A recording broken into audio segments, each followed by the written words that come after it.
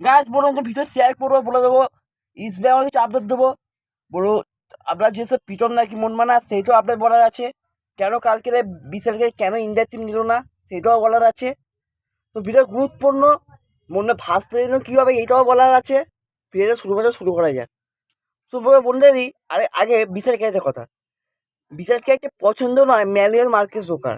কেন manual Marquez জিজ্ঞেস করা আপনি বিশাল ক্যারেক্টার কেন নিলেন না, বললো নো ব্যাচ গোলকি ভাই ওই তো লোস্ট, মানে বোঝা যাচ্ছে বিশালকেও পছন্দ করে না ম্যানুয়াল মার্কেস জোকার। গোয়ার কোচ, ইন্ডিয়াতে কোচ হয়েছে, উনি বিশাল পছন্দ করে না। সো এই ছিল ভিডিও। পরেরটা আপডেট যেটা হচ্ছে ইস্ট বেঙ্গল কি নামে, ইস্ট বেঙ্গলের অফিসিয়ালি কালকে 2-1 গোলে হেরে গিয়ে ডুরান্ড কাপ দিয়ে ছিটকে গেল ইস্ট বেঙ্গল। সে আগেবারে এশিয়াল টুর্নামেন্টে ছিটকে গেল, এবার ডুরান্ড কাপ দিয়েও ছিটকে গেল। এই তারা আগামী 23 তারিখ আগামীকাল মোহনবাগান মুখোমুখি পাঞ্জাবের জামশেদপুর চারাখমসের ম্যাচ। সেই ম্যাচ বিকেল 4টে দিয়ে খেলা। ও কে কে ফার্স্ট প্রেমিনি হবে সেগুলো বলে দেবো। সো ভিডিওটা শুরু করে দিই।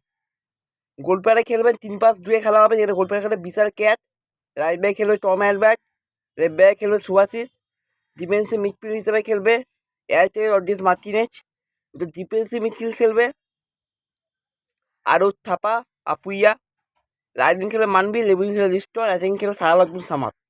দুটো স্ট্রাইকার হিসাবে খেলতে পারেন